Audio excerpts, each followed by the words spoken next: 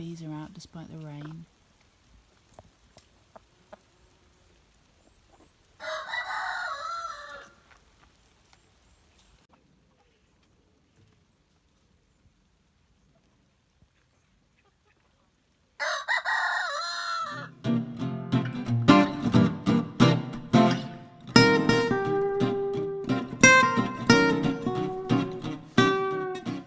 I'm going to cook some, sorry, the guinea pigs heard me get the butter out of the fridge and everything kind of crinkly makes them squeak. Anyway.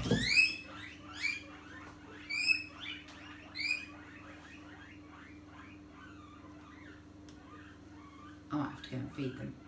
Anyway, I'm going to make some little fruit tarts just because it's a rare occurrence in this house, but I actually have a surplus of eggs.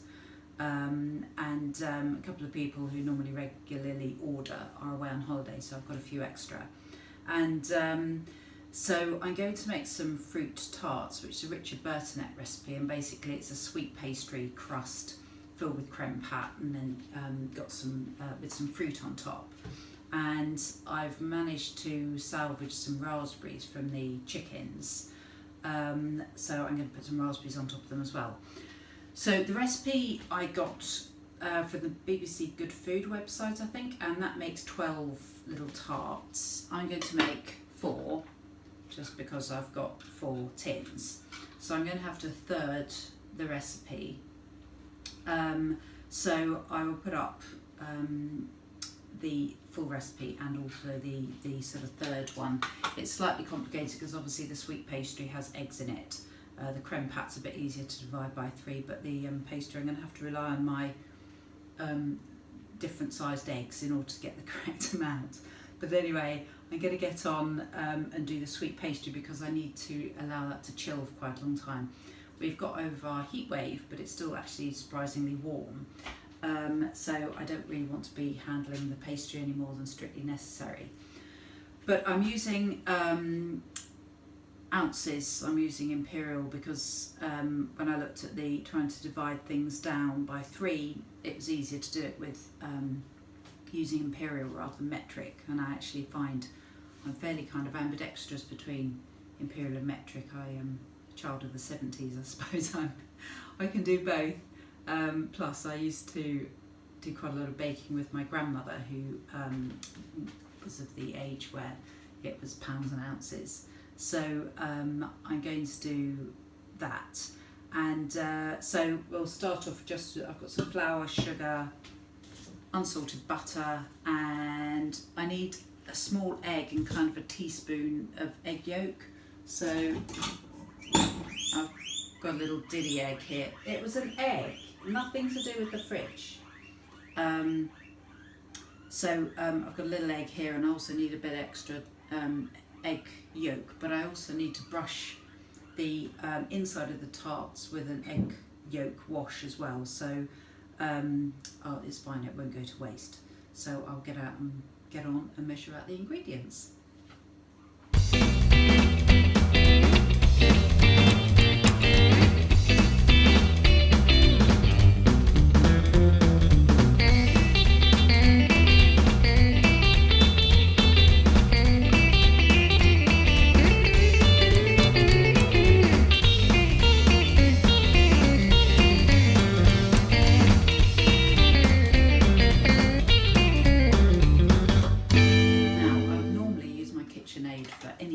Pastry stuff, anything icky, but I've got such a small amount here, I don't think it's going to work very well on my KitchenAid, so I'm going to have to get a bit sticky and rub the butter into the flour till it's like breadcrumbs.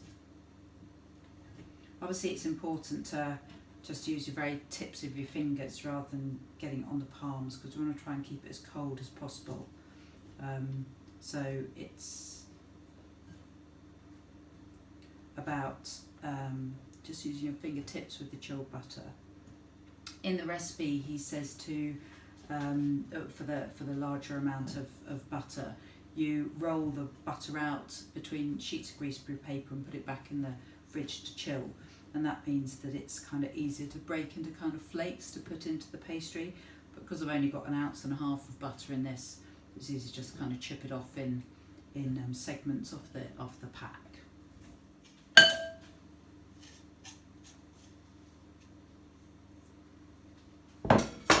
Heated.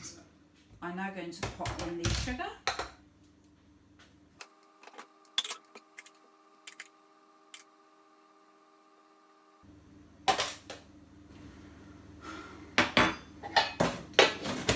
Never mind. And just stir that in.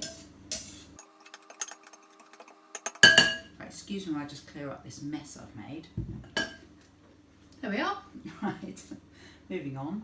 So I need, as I said, 1 small egg and like a teaspoonful of egg yolk. So I'm going to just break this one. So that's my small egg, and then I'll just separate this one.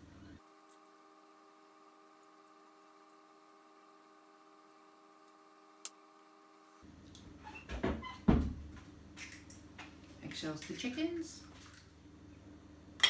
Right, so I'm just going to put a bit of this egg yolk in with that one. Give it a whisk.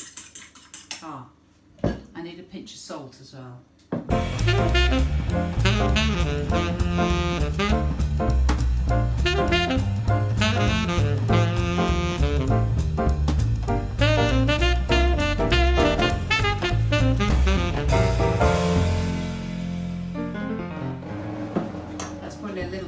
I've maybe used a bit too much egg yolk, but it's fine. I'll add a bit more flour when I roll it out, but I'm going to leave this to like just rest in the fridge now for it to really cool down, and then I will roll it out and bake the cases. I'm going to get on and make the creme pat. So I need 6 fluid ounces of, this is full fat, this is raw milk, but full fat milk.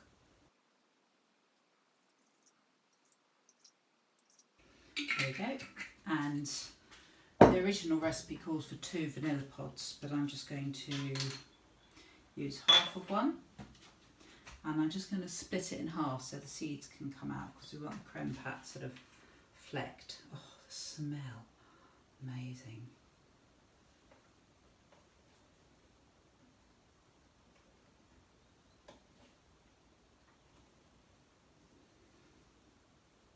So I'm just going to put this on to warm. Meanwhile, I'm going to measure out the sugar and the flour into here and whisk it with the egg yolks, because you then make a kind of a roux and then add the warm milk to it.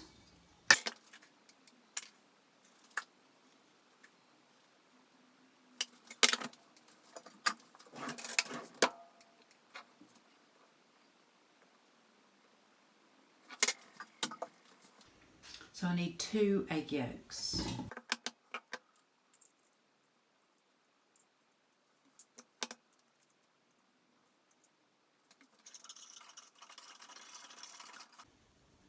I do love the colour of the yolks for my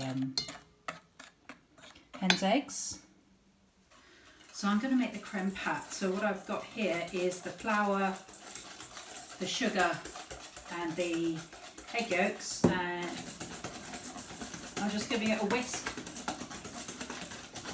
because it goes a bit paler. In the saucepan I've got the milk which has been warming with the vanilla pod, and I've scraped the seeds out the pod, and so you can see that's going a bit pale and fluffy. So I'm now going to pour on the warmed milk and give it a whisk.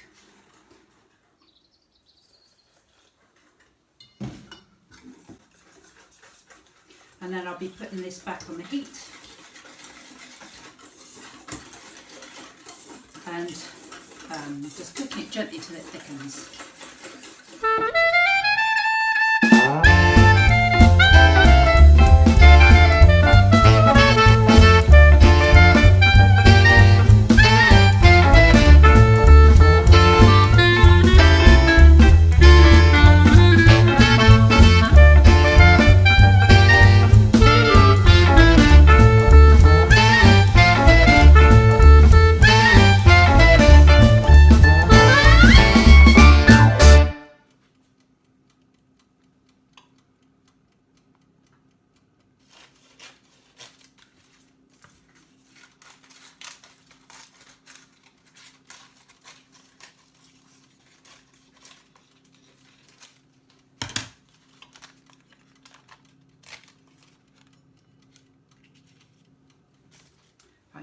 pastry. I'm lining, well, I'm greasing and flouring these tins.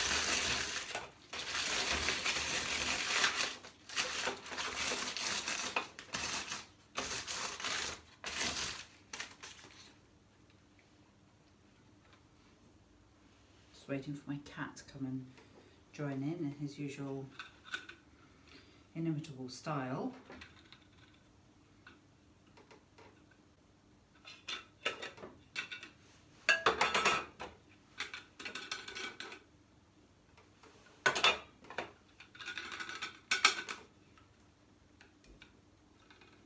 Got the pastry here. Just going to lightly flour the table.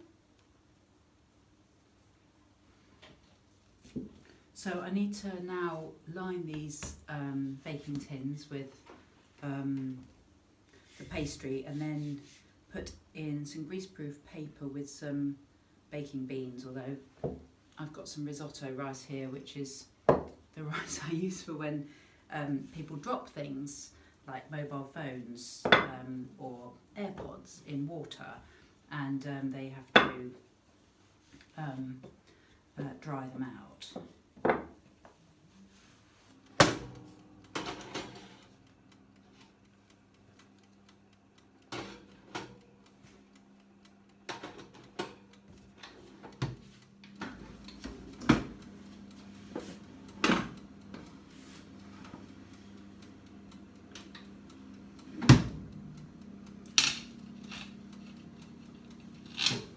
I'm just removing the baking beans.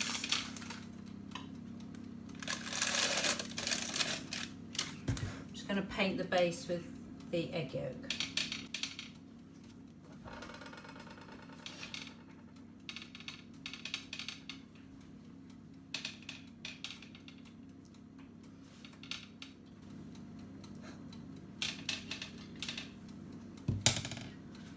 There we are.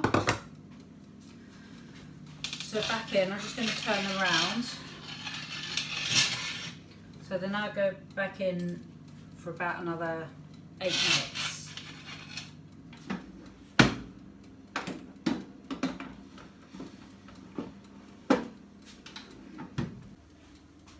Right, so they've had the required amount of time in the oven.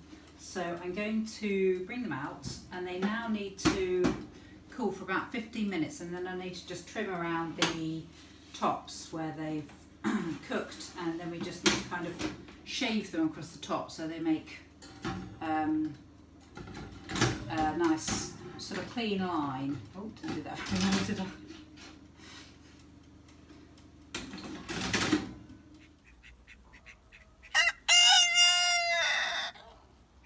Here is my raspberry patch. As you can see, it's covered in bindweed, which is actually a really good way of concealing the fruits from the birds, although admittedly the chickens do get the lower ones. So I just want to do a bit of a shout out to bindweed. I think I've said it before in the vlog, but it's a really great plant and people lament it because it obviously covers everything and strangles things and weighs everything down. But it's a really good pollinator plant, and actually it does end up protecting my raspberries, which means I don't have to net them. If you like raspberries, then please consider growing them, because they are absolutely fantastic for pollinators. There's a wasp there, who are pollinators, just for the avoidance of all doubt. There he is. She is, sorry. They will also hunt. They will also hunt the other insects that feed on the flowers. There's another one up under there. Getting inside those flowers.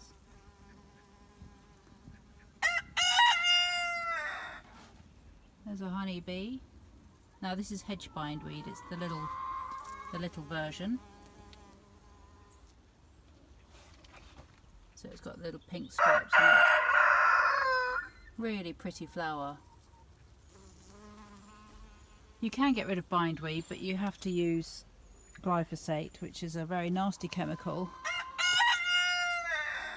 So I would honestly, like I said, people really despise it.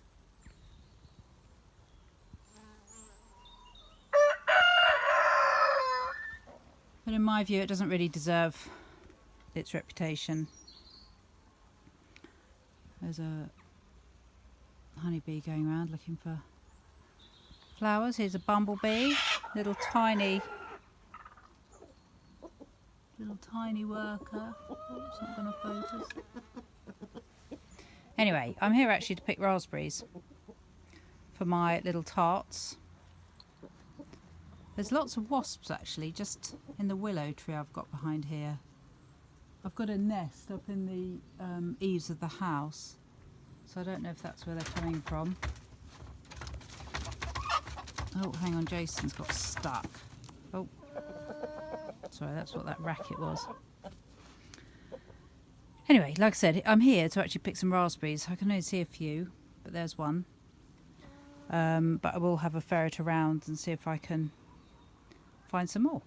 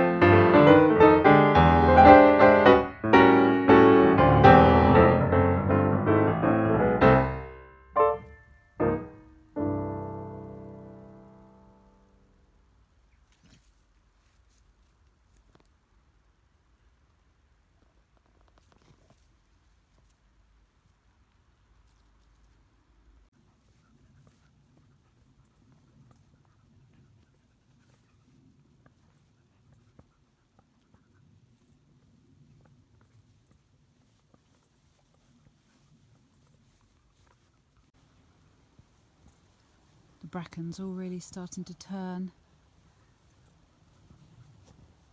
Autumn's on the way.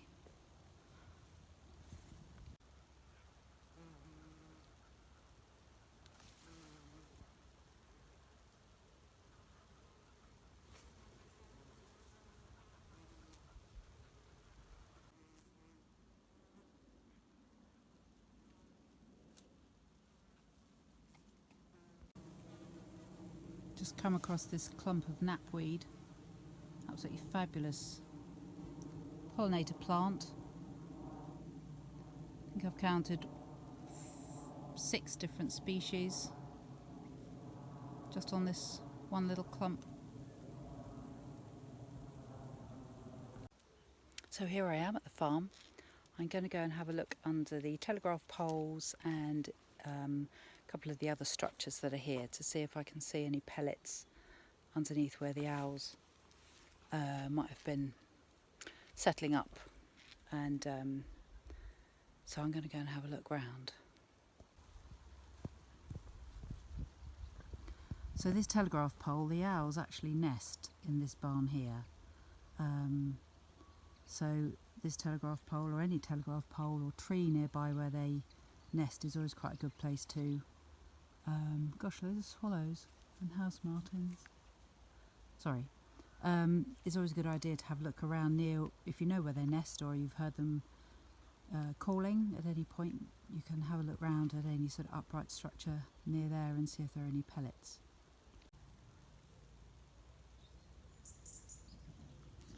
This is another structure where I've quite often found owl pellets underneath. There's actually, in that hopper, up near the top is an old nest, and there were kestrels nesting in there at one point, and pigeons. But yeah, that sort of structure is also somewhere where there's I've often found pellets underneath.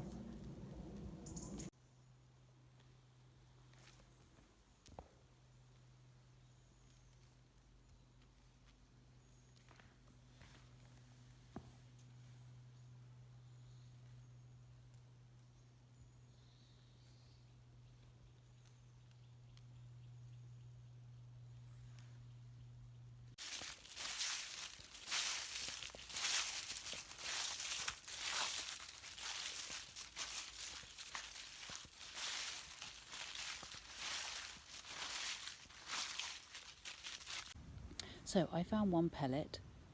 You can even see the skull poking out there. You might be wondering, no, it's not yours. It's not food. You might be wondering how you can tell that this is a pellet and not poo. Well, I won't go into too many details just because I know my mum watches these when she eats her breakfast. But suffice to say, you kind of get a bit of an eye in, and as I said, you can already see the bones, those little white bits there are bones, and you can just kind of tell they have quite a sort of dull matte sort of texture, and a scruff falling down the slope, and yeah, they tend to be quite rounded and that kind of size, and to be honest, you kind of know if you're going to pick up poo, and also just sort of where you tend to find them. As I said, they tend to be sort of under, I found this one in the barn, but you can find them sort of, it's also not just what they are, it's where you find them as well. So I got this one. I did find another one as well actually, but I didn't want to film it because it was quite near where the owls are, and so I'll take them home and dissect them. So here we are with my owl pellet. I'm just going to break it up basically. I've got some white sheets of paper here because it's much easier to see what you're doing if you're putting it onto a white sheet of paper. Now there are some sort of bits of fur on the outside, and this one's quite sort of solid.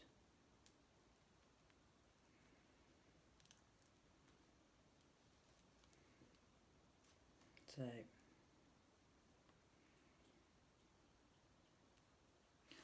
got a little skull. Oh, there.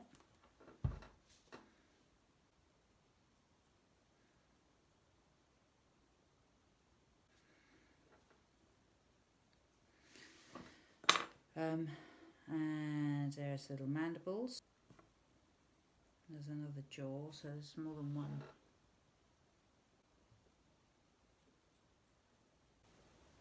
More than one little rodent in here.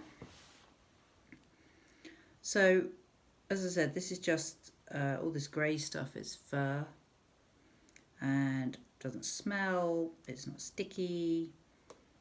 That seems a bit peculiar to be doing this, but it is genuinely really interesting to see what you can find. There's a little leg bone. No, can't see that. You see that?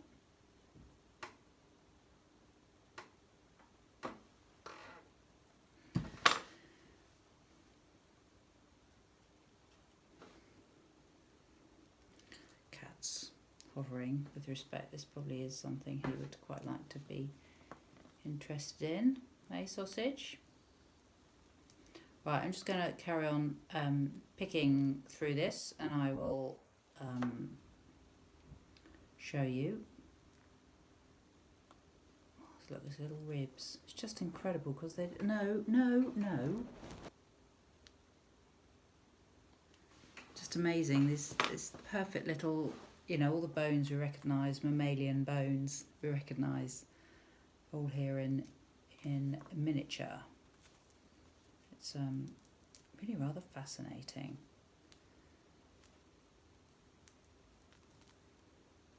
It's another skull. So this might not be everybody's choice of evening entertainment, but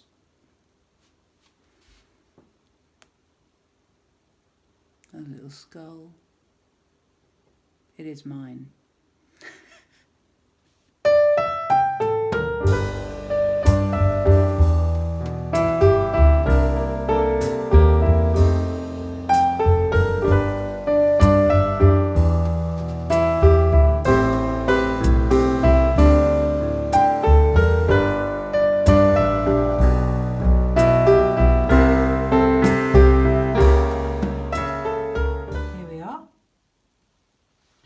This is all the fluff and fur. There are still a few little bones in there, but they're mainly just vertebrae.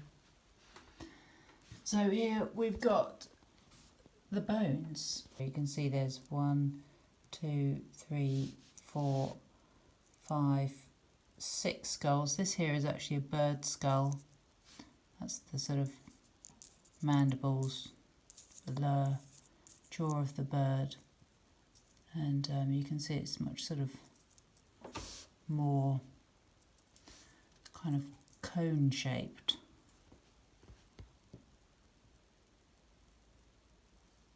There we go. That's its little bottom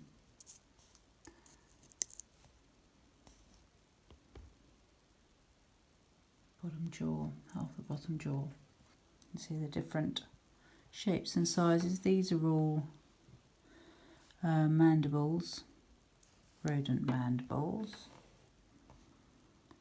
So if I can get that to focus. There we go. See, it's a tooth on the end there. And the molars further down. Then we've got some little tiny vertebrae here. Shoulder blade, scapula.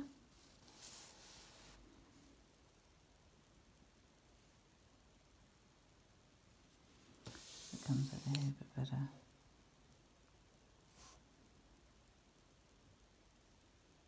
These are just kind of leg bones.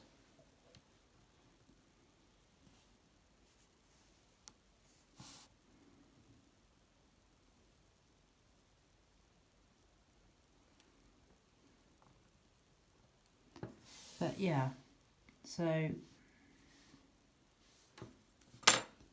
this is from one pellet.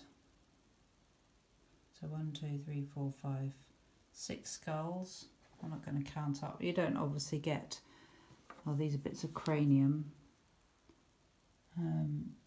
See, been a bit crushed, as you'd expect. But these are little tiny leg bones.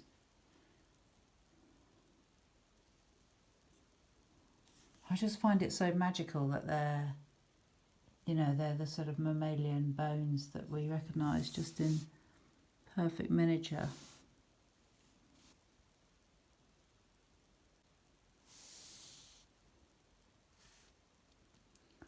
Quite a large bone there.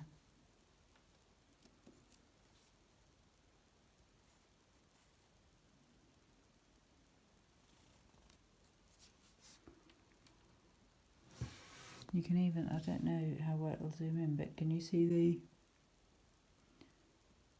where the teeth were here? The molars.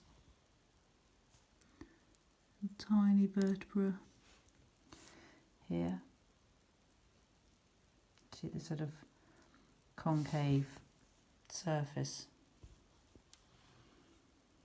So, slightly macabre, I suppose, but fascinating nonetheless. That concludes the vlog. I hope you enjoyed it. I'll look forward to seeing you next week. Sorry, I got a hen clucking with her chicks down here. So have a good week. I'll see you next time.